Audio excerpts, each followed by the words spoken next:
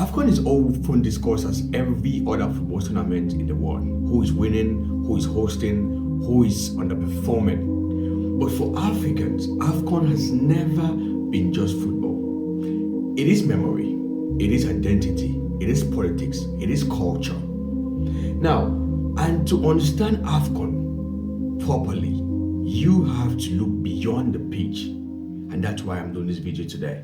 There are many football tournaments in the world, but AFCON feels different.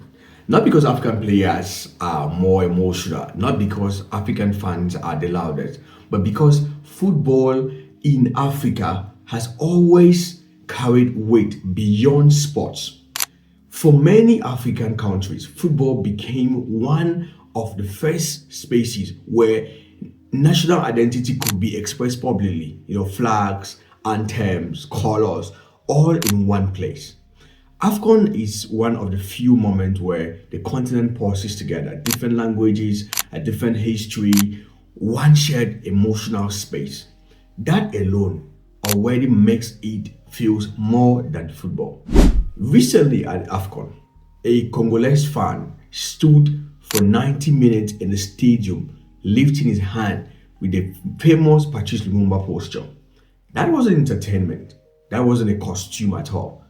That was memory. It was a reminder that African history doesn't live just in textbooks. It lives in bodies, in symbols, in public spaces.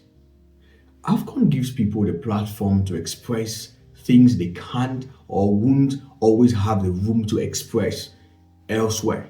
The pride, the pain, the resistance, and the unity. In that moment, football becomes a vehicle of remembrance. That's not accidental. That is cultural.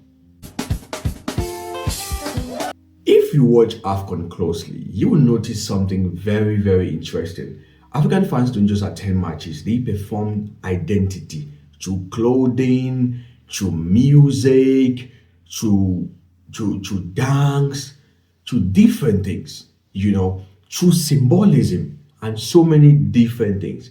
This happened because historically, African identity has often been suppressed, simplified or misrepresented.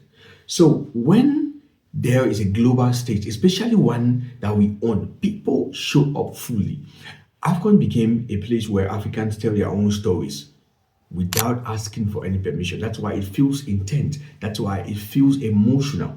That's why it feels political, even when nobody says a word. The problem is that AFCON is often conveyed using the same lens like European talent or European tournaments. That is comes to tactics, to scores, to drama, to controversy. Those things matter, but they are not the whole story. When AFCON is reduced to chaos, officiating, complaints, or stereotypes, something important is missed. The cultural depth, the symbolism, the meaning. We end up discussing AFCON without even understanding what AFCON really is all about. AFCON represents Africans gathering together on their own terms, celebrating themselves, arguing with themselves, showing themselves to the world and to each other. It is one of those few continental events where Africa is not a guest, but it is the host. That really matters. And until AFCON is understood in that context, it will always be misunderstood.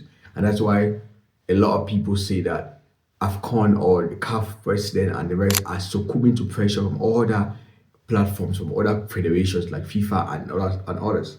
AFCON is not just about who wins. It is about who we are when we are together. This channel is about breaking down moments like this, calmly, thoughtfully, one idea at a time. And if this is your kind of thinking, you are in the right place. Make sure you do subscribe to my YouTube channel to get videos like this almost weekly.